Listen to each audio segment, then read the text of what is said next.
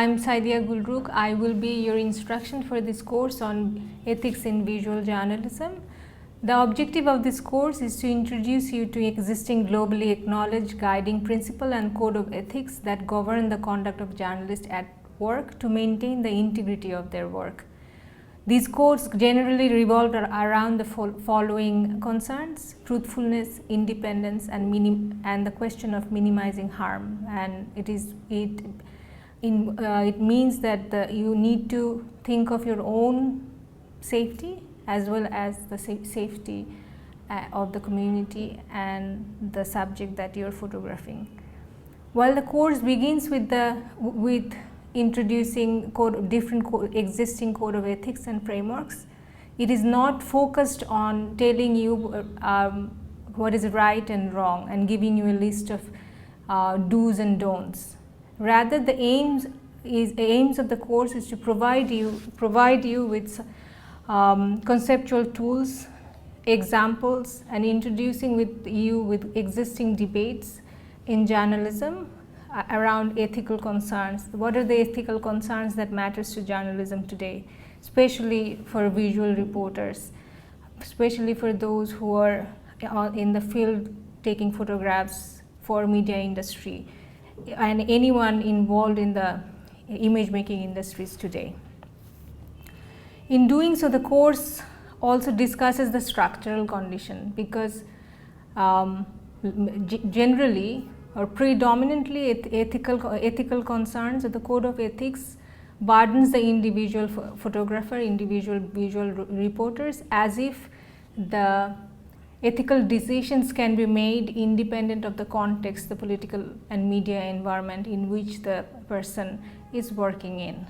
So again, the course also, since it is not focused solely on providing a few code of ethics, it also discusses the structural conditions, for example, the corporate, the governmental and editorial interest that influence often constrains journalistic work and visual integrity of the image. And in the end, the course tries to connect the whole ethical question with the question of media freedom at large. Whether the course ends with the question whether being responsible journalism is a question of constant struggle, whether it is about becoming part of the larger movement of for media freedom.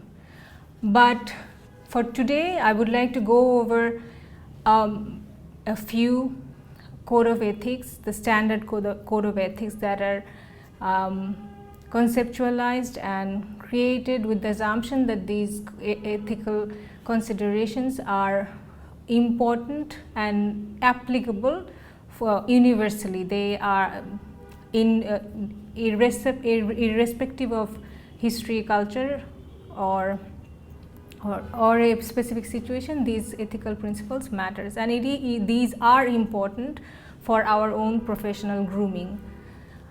But I will especially focus on the code of ethics that is adopted by the National Press of Photographers Association in United States. But before going into the content, I would like to spend a few seconds on the structure and the design of the course. You can find the course outline in the description section of the video, and it has it, and like in most of the lesson in the subsequent video, you will find the content that I will be referring to in my discussion in the same place as in the description section of the video.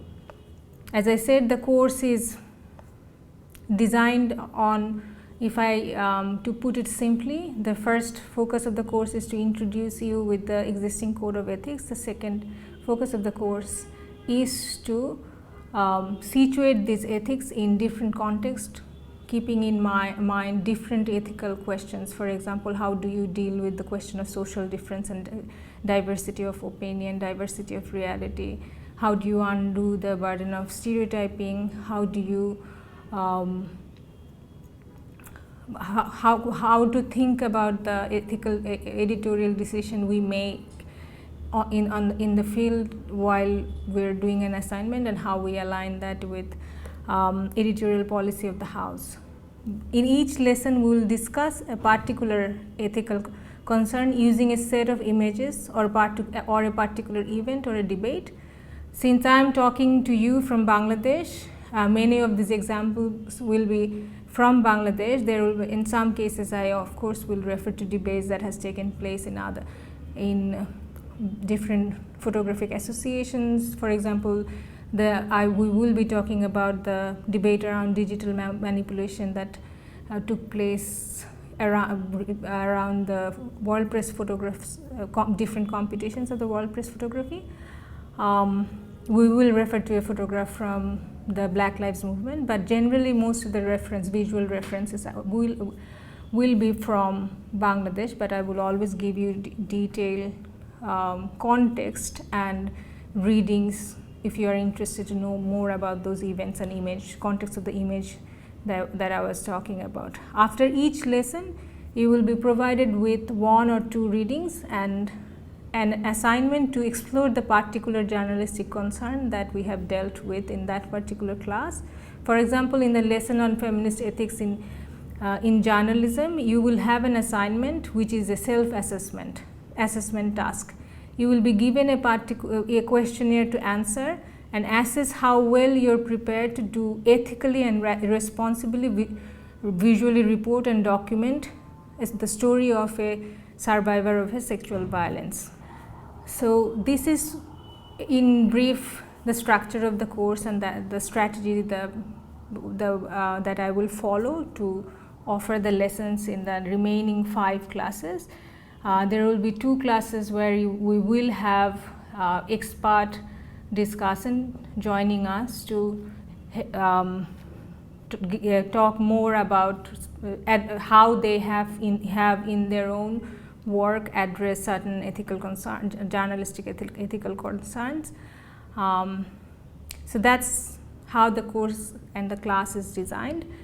For the remaining of this class today, in this first class, I want to quickly go over some of the principles, ethical concerns that the National Press Photographers Association has put forward and adopted in the United States. There are lists of other ethical code of ethics that I have provided you in the course outline, and it also gives you if you go over this code of ethics and the guidelines, you will see it gives you this list in itself gives you a historical perspective and the history of the code of ethics in journalism. There is a link for the Munich Declaration of the Duties and Rights of Journalists 1971. Then there is a recent one drafted by the Ethical Journalism Network and 5 core principles for ethical journalism. So if you and there are some interesting approach that are taken in some of the ethical guidelines that I have shared in this list. For example, the Gandhian ethics of journalism. So at the end of this class today, I am expecting you to go over the list, pick 1 or 2 guidelines and see how different and similar they are, and then try to analyze why they are different, in what ways, and where the context of the creation of the particular ethical guideline has influenced the making of it. So for now, let's focus very quickly. I will go over some of the principles, because some of the things that I will be sharing here will be we will be referring to in every class more often than you can think of. So so these are the standard behavior that are expected from a professional visual reporter. Firstly, of course it asks you to be accurate and as comprehensive as possible in your representation of the event or the moment that you are documenting. Resist being manipulated by staged photo opportunities. Be complete and provide context when photographing or recording a subject. This is tricky, but we should always aspire for it. We must avoid stereotyping individual or even a community, and we of course always must respect the subject, the person, the community that we are documenting. While photographing subjects, do not intentionally contribute to or alter or seek to alter or influence the events. A common practice that exists in Bangladesh, and we will be talking more about it in lesson 3 or 4. I can't really remember how I have planned it, but that sometimes photojournalists, visual reporters tries to interrupt the event, for example a political rally, for a better combination or for a better frame. That's not really okay. And editing should maintain the integrity of the photographic images, content and the context. Of course, we should not manipulate the images, add or alter elements into it. Again, we will come back to this question and deal with it in greater depth later in fact in lesson 2. We should not pay our sources or subjects to do and reward them materially for information or participation, because that may influence the result of the news. We should not ourselves accept any gifts, favors or compensation for doing a coverage of, because these questions our integrity. And of course, do not intentionally sabotage the efforts of the other journalists, which brings us to the question of we must always defend the rights of access for all journalists. And this connects to the question of when we make ethical decisions, it is not just about us, it's about the community, it's about the collective that we are part of. So we need to ensure and defend the rights of access for all journalists, be part of the movement that's going on for right to information and media freedom. And we have to avoid political, civic and business involvements, other employment that may compromise our work as a journalist. And of course, respect the integrity of the photographic moment.